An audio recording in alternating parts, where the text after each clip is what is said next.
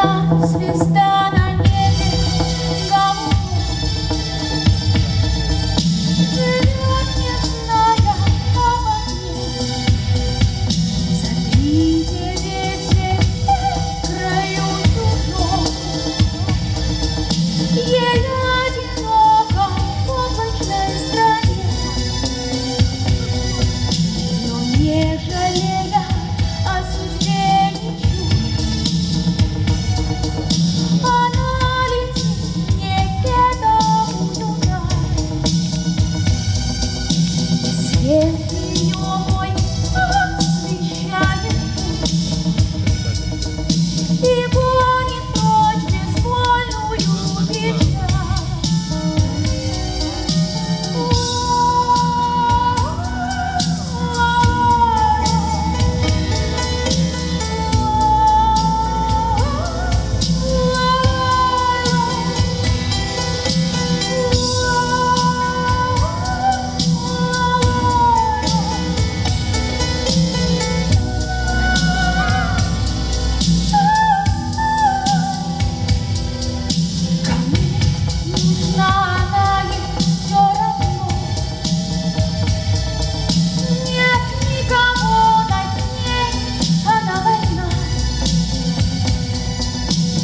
Я, конечно, следую давно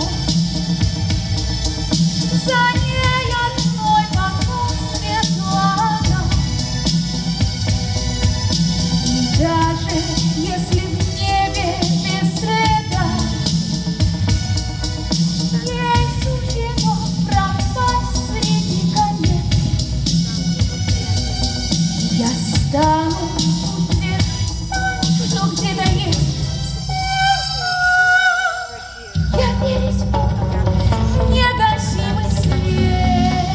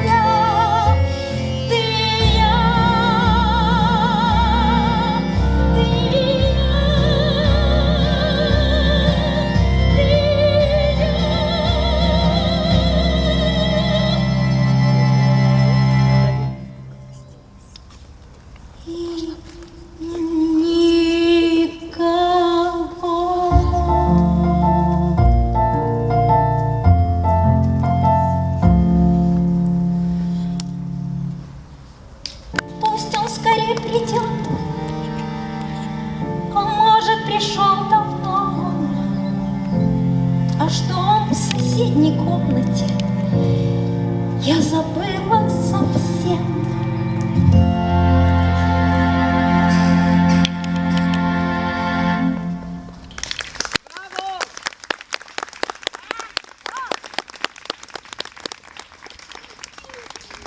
Ох, какой он красавчик, весельчак и сердцеед этот Фигаро.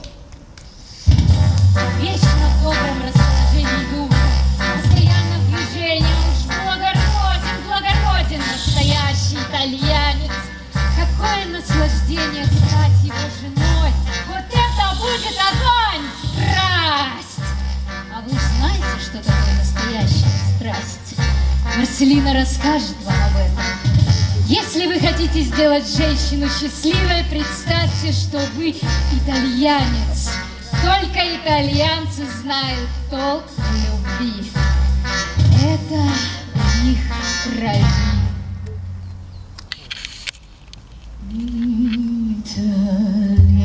Итальянец, он сорвет украдкой жаркий поцелуй. Итальянец, ох, мерзавец, он обнимет так, что мама не горюй.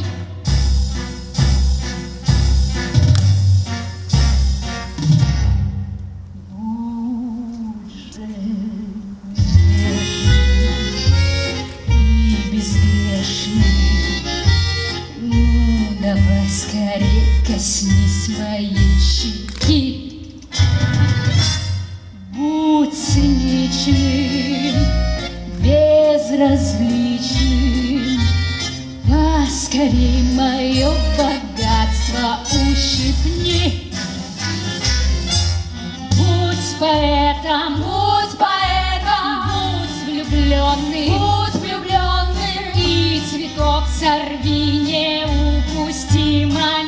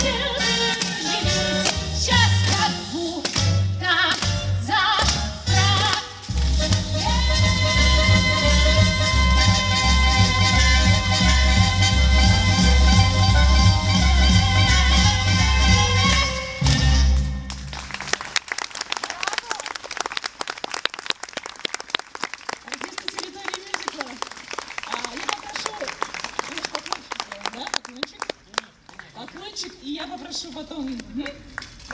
Да, поклонились. Вот. Я прошу вас всех, девушки, девочки, мальчики тоже. Вот я хочу представить просто вам всех, потому что я, конечно, кого-то забыла.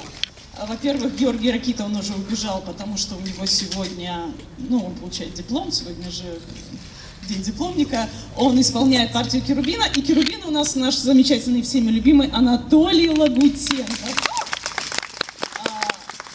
Ну, Анатолий у нас уже актер опытный, а у Георгия это вот только начало карьеры. И у нас есть еще одна девушка, которая сегодня впервые с нами выступает. Вот это Мария Шаренко. Исполняет роль Мальвины, и вот она прекрасно там на балкончике сегодня спела. И в первый раз в нашем замечательном коллективе исполняет роль Мальвины. Дальше у нас Сюзанна Ксения Хорошкевич,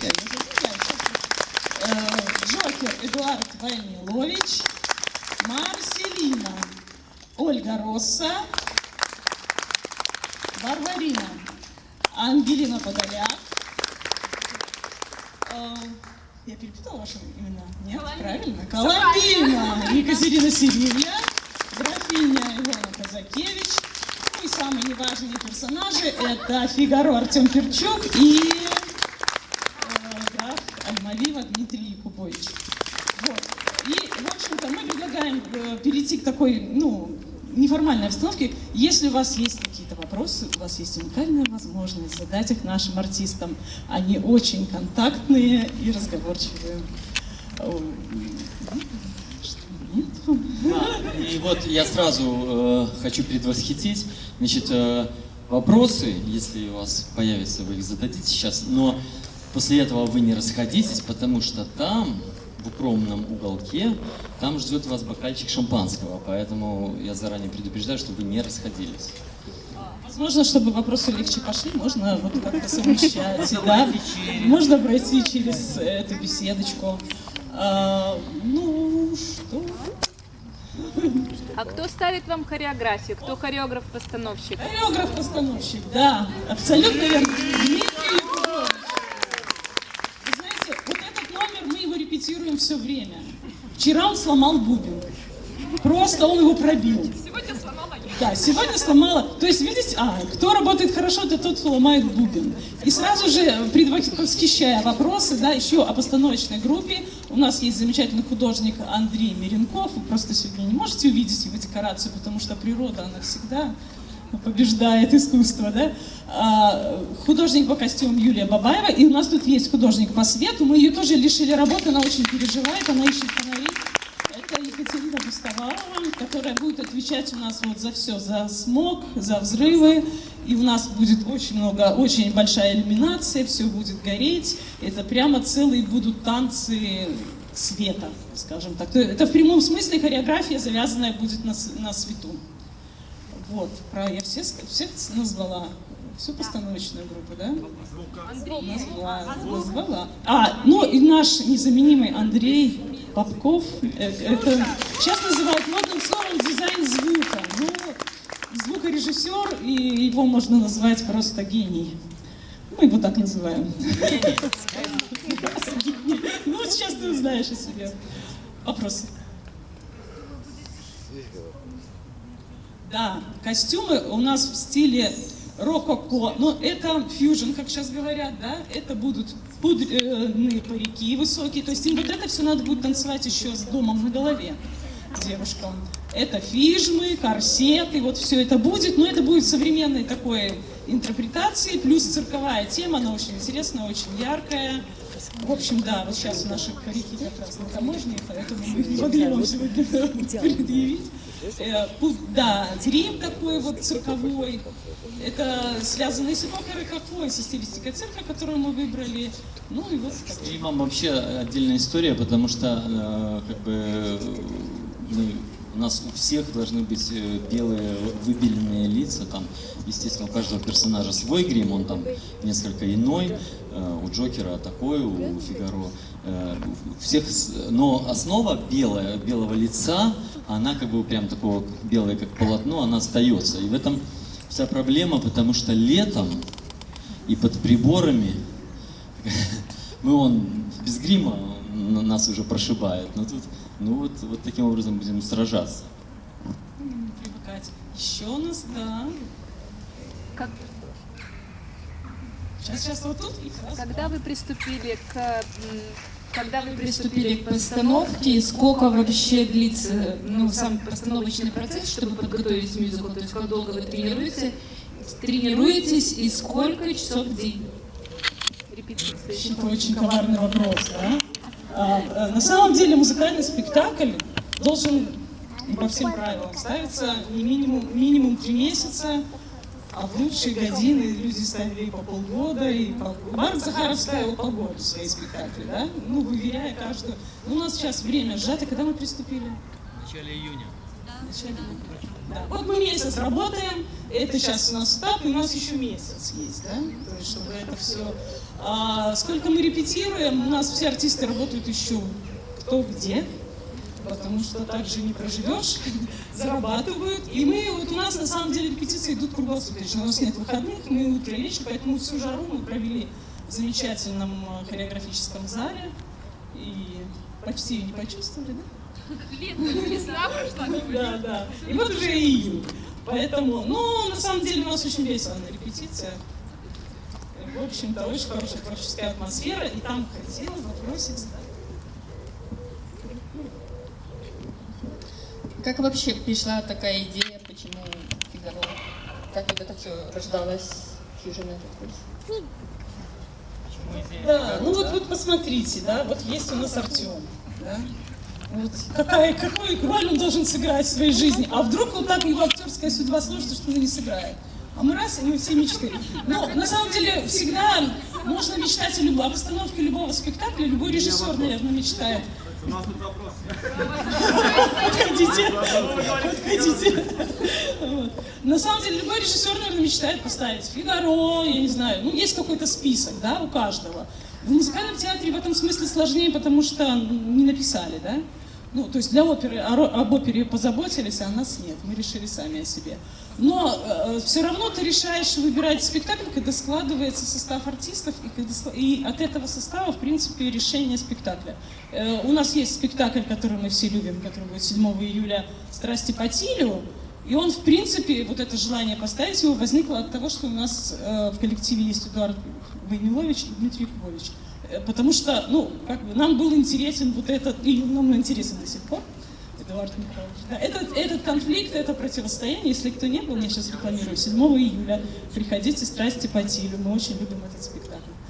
А завтра, опять же, я решила рекламную паузу сделать, завтра у нас Алла Трибьют, тоже вот пару слов скажу о том, мы весь этот год, ну, очень было непонятно, ну, и до сих пор, может, непонятно, что ставить, что было бы созвучно, да, вот настроением к сегодняшнему дню. И мы ставили концертные программы. И у нас концертных программ новых набралось за этот год сколько? Много. Мы поставили хиты 90-х, хиты 2000-х и Алла Трибьют. Ну, и кроме того, что там новогодний Дмитрий Якубович творческий вечер на 3,5 часа нам тут подарил. Сказал, что в 50 лет будет длиннее. Да. Вот, и поэтому, когда мы стали вот с этим материалом работать, мы поняли, что это большой пласт музыки очень интересный. Вот завтра песня Аллы Пугачевой у нас просто все себя смогли проявить совершенно в новом качестве, и я скажу, и песни эти зазвучали по-другому. И в том числе поэтому мы, опять же, вот Фигаро взяли, потому что мы смогли взять вот музыку, например, Агаты Кристи или Крематория. И эта музыка, вот сейчас, мне кажется, она очень... Эти тексты, они как-то отвечают струнам нашей души. И в этом, ну и вот мне кажется, сейчас публика хочет слышать современную музыку. Хотя, видите, у нас есть и Моцарт, и Россини, так чуть-чуть мы им даем, всегда отдаем, потому что гении. Я хотел еще, знаете, что так связано? Музыкальный руководитель есть в вашей постановке, или вы все совмещаете сами? Нет, у нас Дмитрий Николаевич все совмещает, он у нас и мы. Я как бы эту функцию беру на себя, но в принципе у нас все музыкально образованные люди, поэтому тут как бы, такую объединяющую какую-то роль, да, я беру на себя. Я вот, знаете, что хотел сказать, что вот вы слышали фрагмент ария Керубина, у нас исполнял Георгий Ракита, это он сам написал. Кстати говоря, вот Нет, не Моцарта, конечно.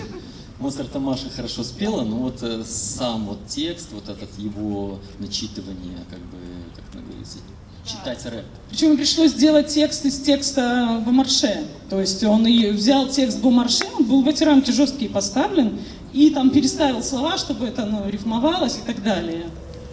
А вообще я просто, насчет музыкального руководителя, у Дмитрия Николаевича есть тайна, он же закончил музыкальное училище, и он дирижер оркестра русских народных инструментов. И он в нем иногда просыпается, и мы уже знаем, что все, поем.